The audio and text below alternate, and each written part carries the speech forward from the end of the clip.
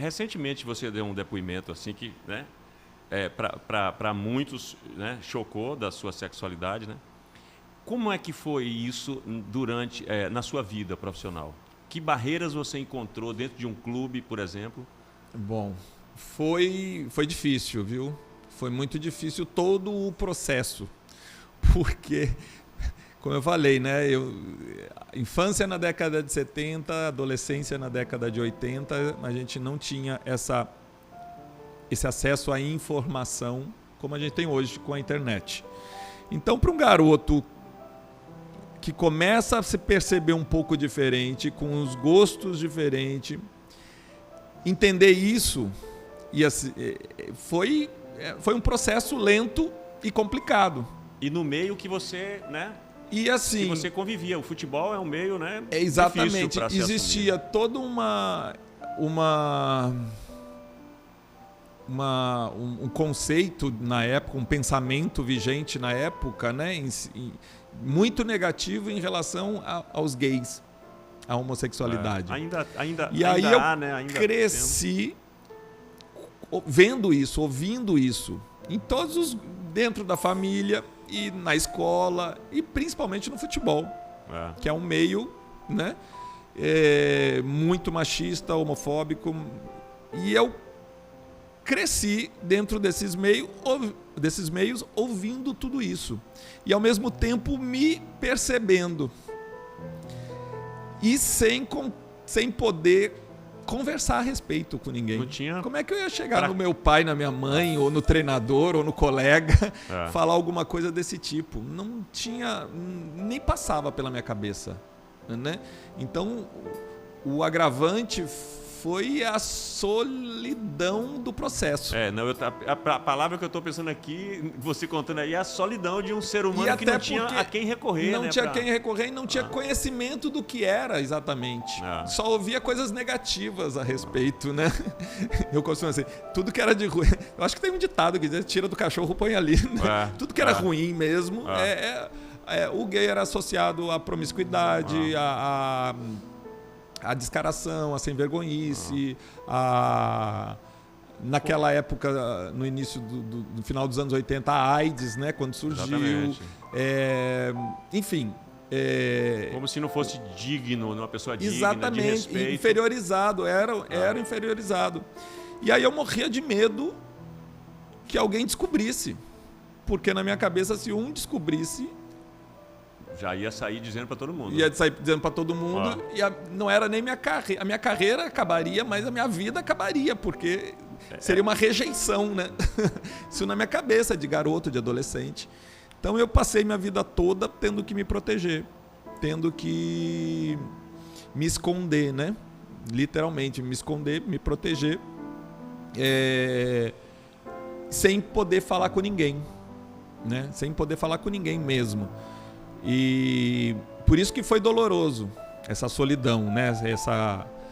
Aí eu gostava, assim, ia pro futebol, gostava de ser goleiro, mas o dia a dia do futebol para mim era complicado, porque eu não me encaixava nas conversas, né? Eu sempre ficava deslocado, né? Mas ao mesmo tempo já estava completamente inserido dentro do futebol, né? E precisava seguir. Então, usei como armas... Era um esporte que você curtia, você gostava? Eu amava ser goleiro. Eu desenvolvi um talento, eu amava ser goleiro. E teve que conviver com uma ignorância mesmo, exato, né? No entorno. Que era o pensamento da época. Ainda tem. O futebol, muito, eu costumo dizer, eu acho que é um dos últimos redutos, que é porque a sociedade está mais aberta hoje, né? Os tempos mudaram, as informações aí estão aí. A homossexualidade era doença até, eu acho que 89, 90 ou 91, assim, que foi tirado, né, da classificação como doença, né, pela OMS.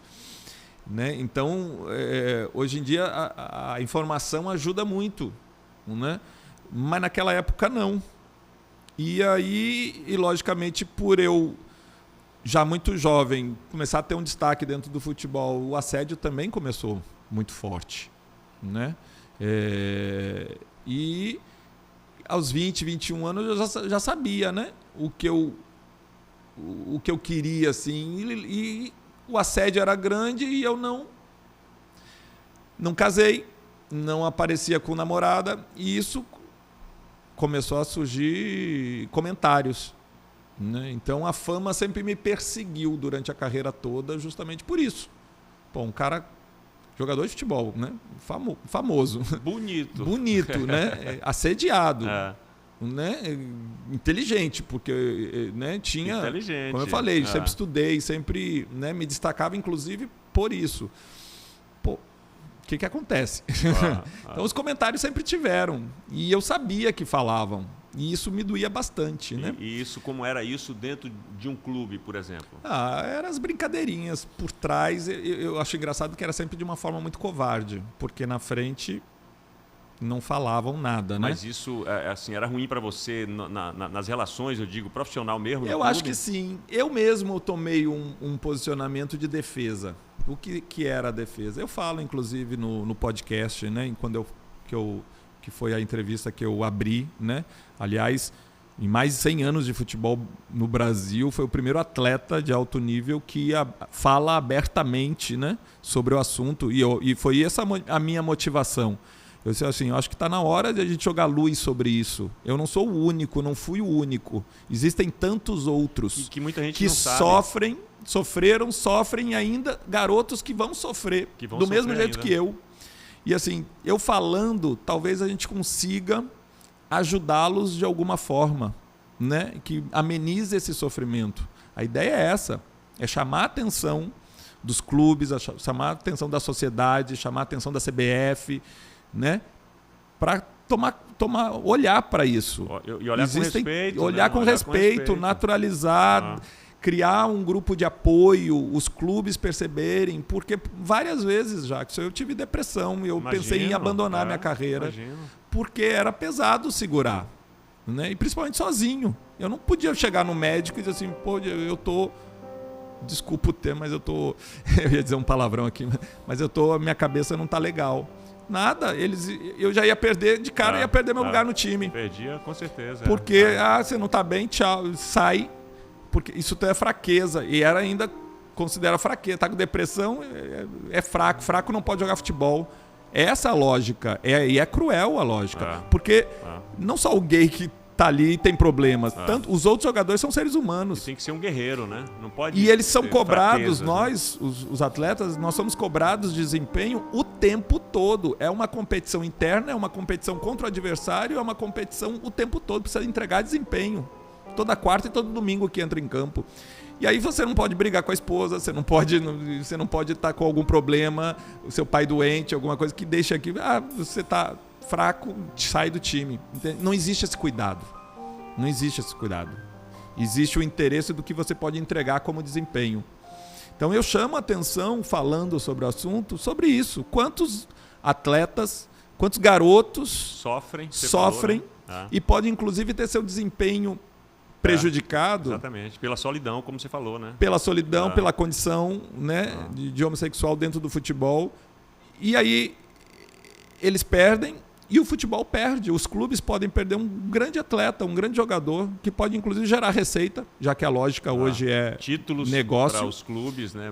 Negócio, dinheiro, a lógica do futebol, né? Pode gerar inclusive receita. Eles podem perder por uma falta de cuidado com a saúde mental dos atletas. Pode.